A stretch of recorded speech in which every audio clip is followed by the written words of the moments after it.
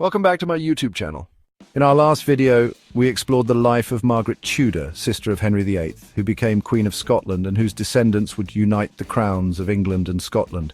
But today, we shift the spotlight to her younger sister, Mary Tudor, a princess whose story is often overshadowed, yet full of bold choices, royal defiance, and lasting consequences.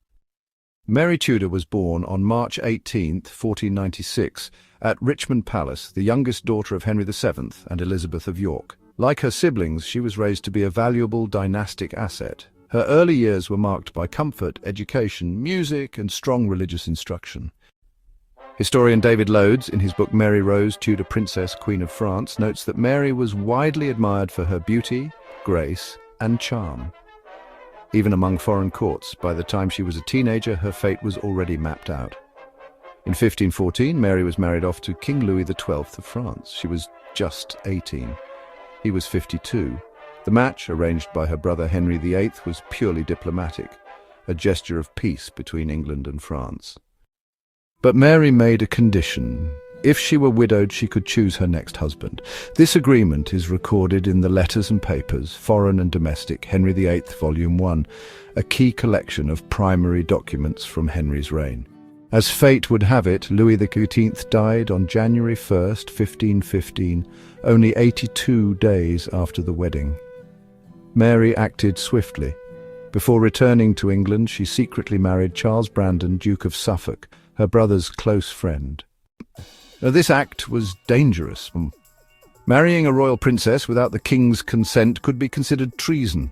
According to Mary Tudor, Queen of France, by historian Jean Pledy, and corroborated by primary sources, Henry VIII was furious when he found out. Yet, thanks to the influence of Cardinal Wolsey and perhaps Henry's genuine affection for both Mary and Brandon, the couple was forgiven, though not without punishment. They were fined heavily, around £24,000, as noted in both Hall's Chronicle and the Oxford Dictionary of National Biography, an enormous sum at the time to be paid in yearly instalments.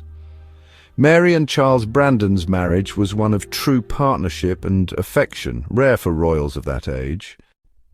They had 4 children, but only one survived to adulthood, Frances Brandon, who would become the mother of Lady Jane Grey, England's tragic 9 Days Queen.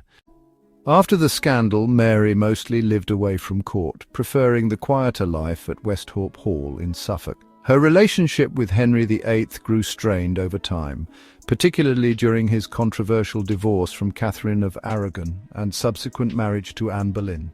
Mary remained a devout Catholic and reportedly disapproved of her brother's break from Rome, as suggested in Alison Weir's The 6 Wives of Henry VIII.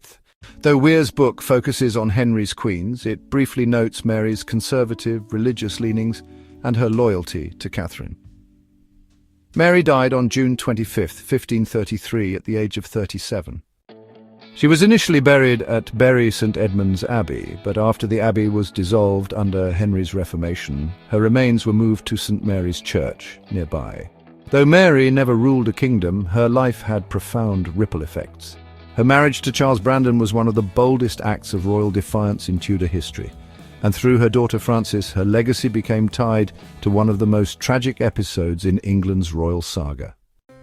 While her brother Henry VIII is remembered for his 6 wives and religious upheaval, and her sister Margaret for founding the Stuart line, Mary Tudor's legacy is one of courage, loyalty, and love, a quiet but significant force in the drama of Tudor England. Thanks for watching. If you enjoyed this video, don't forget to like, comment, and subscribe for more untold stories from the past. And if you haven't watched our video on Margaret Tudor, take a look. Her actions played an important role in British history.